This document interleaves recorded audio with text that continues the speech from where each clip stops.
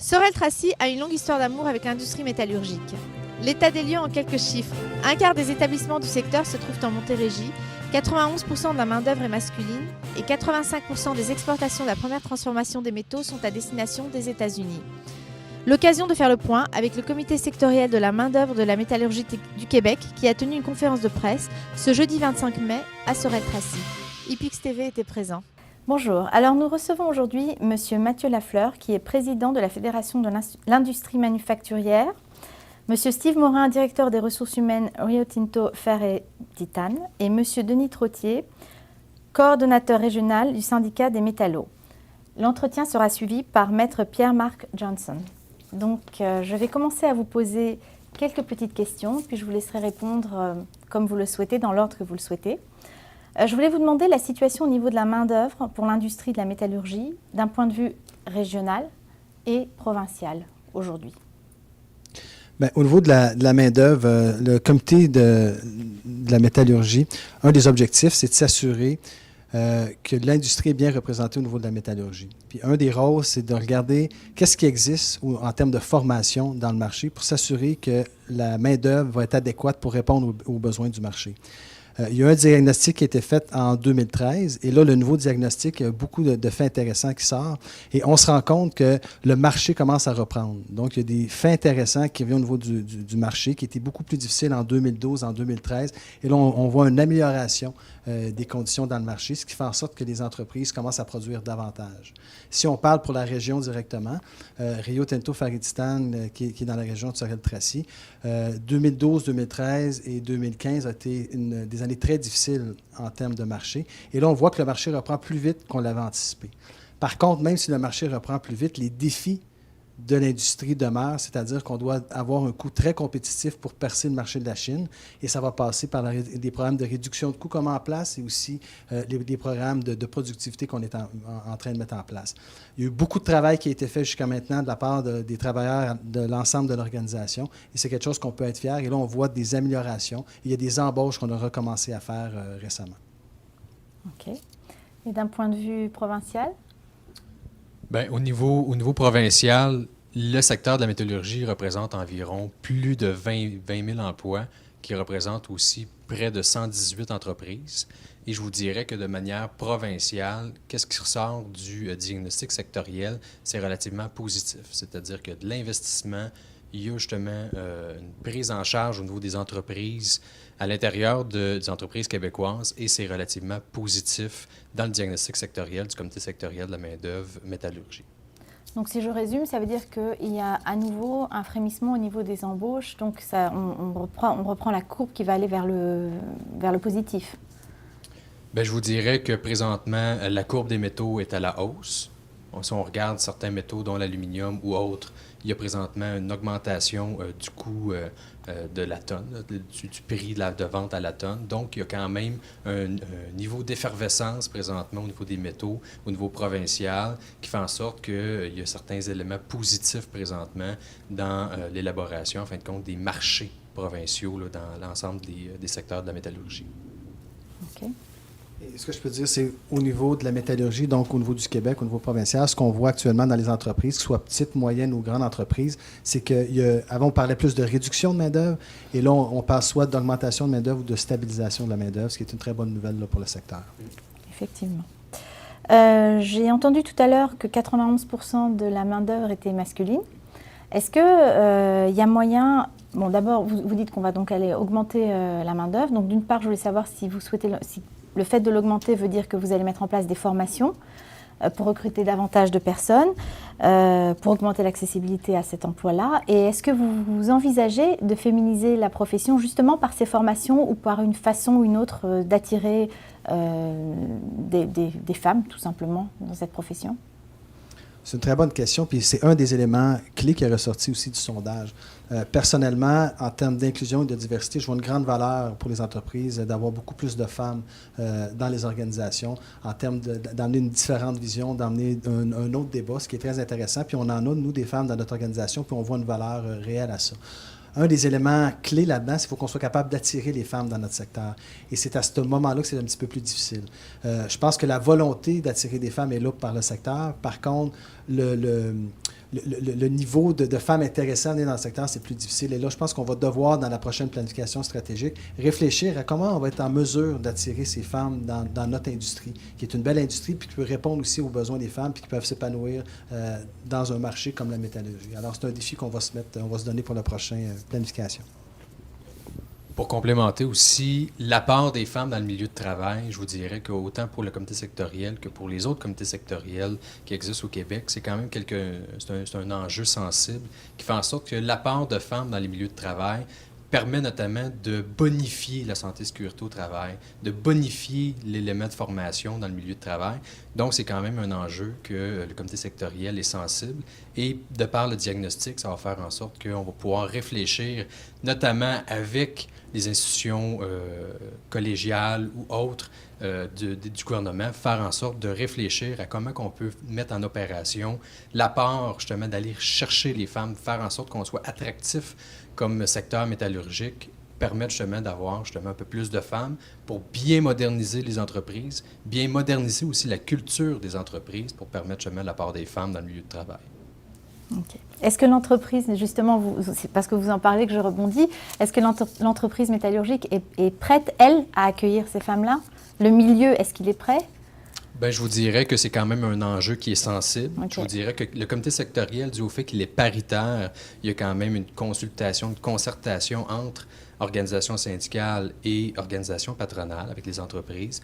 Et c'est quelque chose qu'on devra justement se poser la question, tabler là-dessus pour permettre justement de voir comment on est capable de mettre en opération, d'opérationnaliser le fait qu'on va rentrer un peu plus de femmes, puis apporter justement aussi un élément où est-ce que les conditions de travail, on le sait dans le secteur métallurgique, est peut-être un petit peu plus dur. Il y a un préjugé aussi à casser sur ce secteur-là pour permettre justement l'attractivité des femmes dans le secteur. Oui, dans les dernières années, les entreprises aussi ont été beaucoup sensibilisées au fait de l'embauche des femmes dans le milieu de travail. D'ailleurs, si on parle de Rio Tinto, d'ArcelorMittal, ont fait en sorte de préparer cette entrée-là. Ils ont, au niveau de l'entreprise, fait beaucoup d'efforts pour intégrer les femmes dans le milieu de travail, qui est un milieu, métallurgie, un milieu, comme on dit, d'hommes. Mais acceptez que, pour répondre à votre question, oui, effectivement, il y a eu beaucoup d'efforts, même des années passées, puis il va continuer selon le diagnostic sectoriel qui nous démontre aussi qu'on a besoin de travailler encore beaucoup pour attirer les dames dans notre secteur. Et ça a le mérite d'être clair. Hein? Merci. On a parlé tout à l'heure, au cours de la conférence de presse, des accords de libre-échange avec les États-Unis et le Mexique. Et justement, je voulais vous demander en quoi cela, si c'était amené à être renégocié, en quoi cela impacterait la main-d'œuvre ici? C'est sûr qu'au niveau du comité sectoriel de la métallurgie, on regarde vraiment l'enjeu de la main-d'œuvre et non pas nécessairement les impacts des importations et exportations. Définitivement, si l'accord est renégocié, il pourra avoir des impacts. À ce stade-ci, il y a des gens qui sont en train de faire ces analyses-là, voir les impacts possibles. Par contre, au niveau de la métallurgie, et le diagnostic va en ce sens-là, c'est comment on va positionner le secteur de la métallurgie au Québec pour se différencier des autres, être à l'avant-garde, puis s'assurer qu'on a un coup d'avance sur ce qui se trouve aux États-Unis et en Chine. Et c'est la meilleure façon, peu importe l'ALENA ou pas l'ALENA, de bien positionner son marché, de bien positionner son industrie, pour s'assurer qu'on est productif et qu'on est à la bonne place. C'est la meilleure façon de faire face à peu importe quelle négociation. Puis c'est ça qu'on essaie de faire avec le comité sectoriel puis le diagnostic. Peut-être pour compléter aussi, le fait qu'il y a une modification dans le milieu de travail, du marché du travail aussi, qui est en évolution, avec la technologie 4.0 qui arrive, il y a quand même une préoccupation au niveau du comité sectoriel de faire en sorte de développer des travailleurs à valeur ajoutée pour permettre justement de démontrer qu'au Québec, on a quand même une main-d'œuvre qui est qualifiée, compétente, et qu'on est capable d'avoir des entreprises pérennes à l'intérieur du Québec pour démontrer en fin de compte que lors de cette négociation-là avec l'ALENA, bien, on a du savoir-être, du savoir-faire au Québec et que ça permet justement de développer une compétence et des formations qui sont nécessaires à l'intérieur du milieu de travail pour permettre justement d'élaborer une bonne transition avec les nouvelles technologies qui rentrent dans le milieu du travail. Et ça permet aussi que quand on va négocier avec l'ALENA. Puis comme vous avez pu le voir là, dans la conférence aujourd'hui, ça peut prendre 3 mois, comme ça peut prendre 2 ans. Il y a beaucoup de variables encore qu'on ne connaît pas Et le comité sectoriel aura à se réajuster le moment venu, tout dépendant de la finalité de la négociation de l'ALENA. Mais c'est sûr et certain qu'on va continuer à faire en sorte de développer la formation au niveau des travailleurs et les apporter justement à ce qu'ils aient des compétences supérieures et les apporter justement sur le fait qu'il faut qu'ils aient une valeur ajoutée à l'intérieur de l'entreprise pour permettre justement de permettre un maintien des emplois à l'intérieur du milieu de travail et faire en sorte que les entreprises soient maintenues et soient pérennes dans le temps. Mm-hmm. Merci. Je vais vous poser une question aussi qui touche énormément de monde aujourd'hui, c'est l'empreinte écologique, parce que vous avez dû certainement entendre parler du Rio Doce au Brésil, qui est une grosse catastrophe écologique au niveau de la rivière, à cause de l'industrie métallurgique justement, qui est bien évidemment nécessaire, hein, personne ne reviendra là-dessus, mais comment vous mesurez l'empreinte justement écologique de cette industrie à moyen terme? Je vous dirais que l'empreinte écologique de l'industrie métallurgique devra et présentement est en modification avec, comme on l'a pu voir avec le diagnostic sectoriel, il y a eu de la modernisation, il y a eu de l'investissement aussi dans les milieux de travail. Et c'est un constat qui est relativement agréable quand on regarde, en fin de compte, le diagnostic sectoriel qu'on a présentement versus celui qu'il y a eu il y a 3 ans. Il y a eu, en fin de compte, un engagement des entreprises à moderniser, à se renouveler, en fin de compte, dans la machinerie. Et c'est un constat qu'on a dans le diagnostic présentement. Et le fait que les entreprises modernisent, fassent des changements technologiques, malgré le fait que ça permet notamment de stabiliser l'emploi dans certains milieux de travail, ça fait aussi que l'empreinte technologique pour certaines technologies qui étaient désuètes par le passé, on les transforme où est-ce ils vont émettre beaucoup moins de gaz à effet de serre, beaucoup moins de CO2, et ça fait en sorte que l'empreinte écologique de ces entreprises-là sont à la baisse.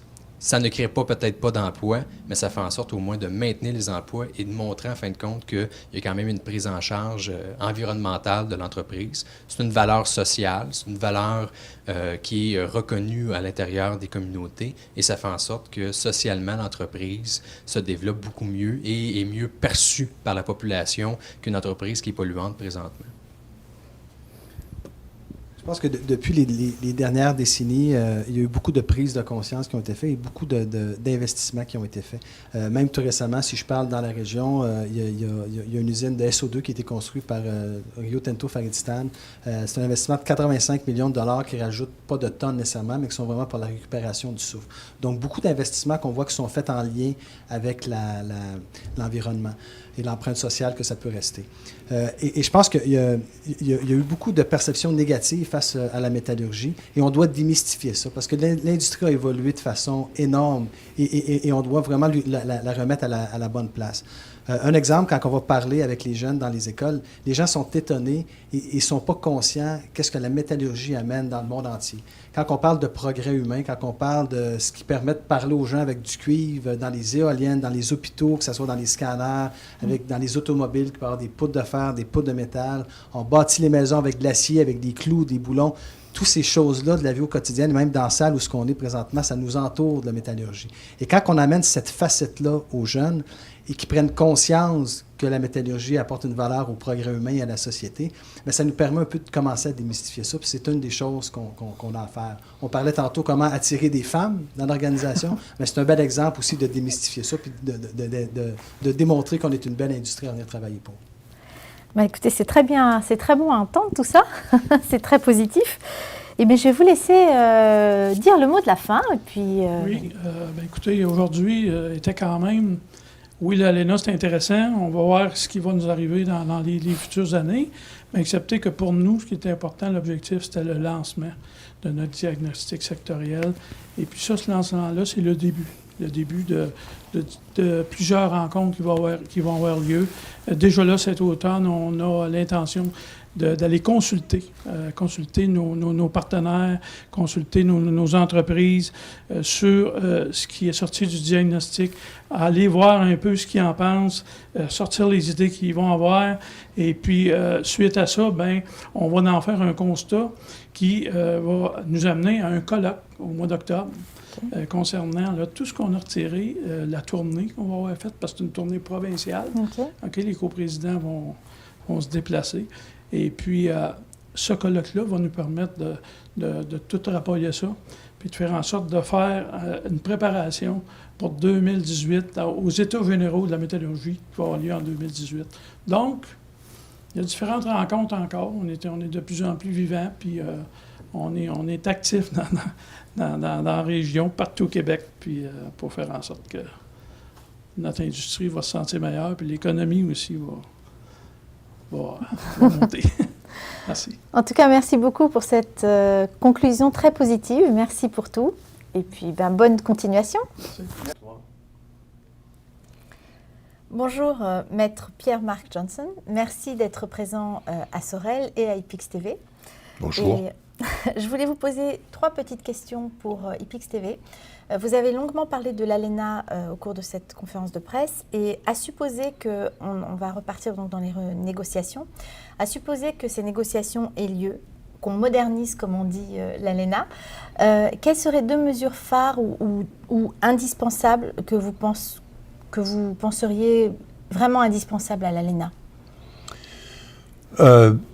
Il va falloir qu'on cerne un peu mieux les questions de propriété intellectuelle et de droit de propriété intellectuelle, c'est évident. Et il va falloir que le système de règlement des conflits, des litiges qu'il peut y avoir entre les pays, soit le mieux clarifié possible. Les Américains, jusqu'à maintenant, laissant entendre, en tout cas du côté de la Maison-Blanche, qu'ils voulaient mettre fin au système où il y a des arbitres indépendants. Et nous, c'est pas une bonne chose que ça arrive. OK, donc ça, ce serait vraiment les 2 mesures indispensables qui seraient... oui. OK, merci.